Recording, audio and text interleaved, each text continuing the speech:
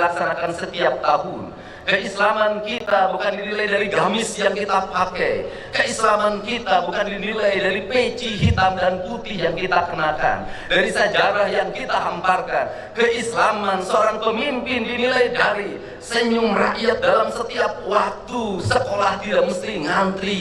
Senyum rakyat dalam setiap waktu makannya tepat dan bergizi. Senyum rakyat dalam setiap waktu jalannya halus.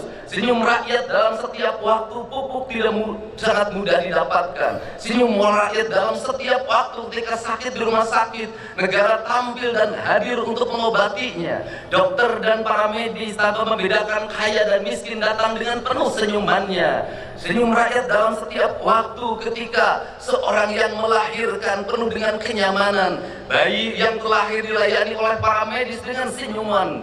Maka adalah kehinaan bagi seorang pemimpin apabila di Jawa Barat masih ada orang yang meninggal, mayatnya tak bisa pulang, ditahan di rumah sakit karena belum bisa bayar atau BPJS-nya nunggak. Bayinya ditahan di rumah sakit karena belum bisa bayar atau BPJS nunggak. Anak-anak tidak bisa sekolah, orang-orang miskin makan hanya dengan garam, rumah roboh atau bocor, sedangkan negara abai dalam fasilitas yang digunakan hanya untuk kepentingan pribadi, keluarga dan golongannya. Untuk itu, marilah kita jadikan kesadaran 1 Syawal 1446 Hijriah ini adalah sebuah kesadaran kolektif, kesadaran ritual dan spiritual kita sudah sangat tinggi.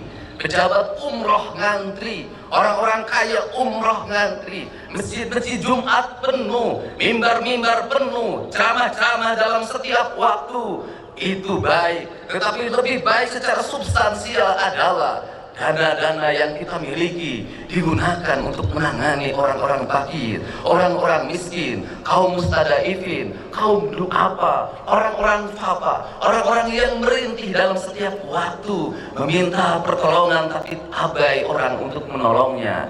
Kesadaran itulah yang diperlukan oleh negeri hari ini. Maka jihad kita para pemimpin hari ini adalah jihad menahan hawa nafsu kita untuk menyerap anggaran untuk kepentingan kita. Kemudian kita mengorbankan diri kita, emosi kita, keinginan kita untuk membelanjakannya untuk kepentingan masyarakat yang lebih luas, agar kita kembali pada kesadaran Undang-Undang Dasar 1945, agar kita kembali pada kesadaran keislaman kita.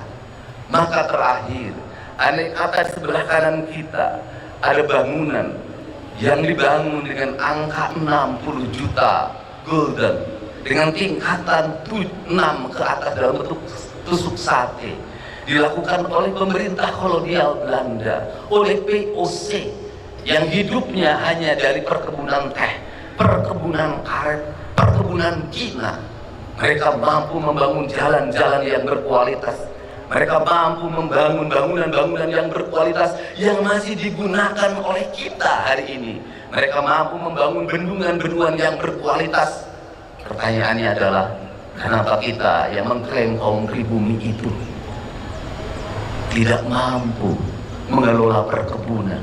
Jangankan membangun gedung seindah gedung sate, hanya mengelola kebunnya saja sudah tidak mampu dengan dikontrakkan kepada pihak lain, yang melahirkan longsor, kekeringan.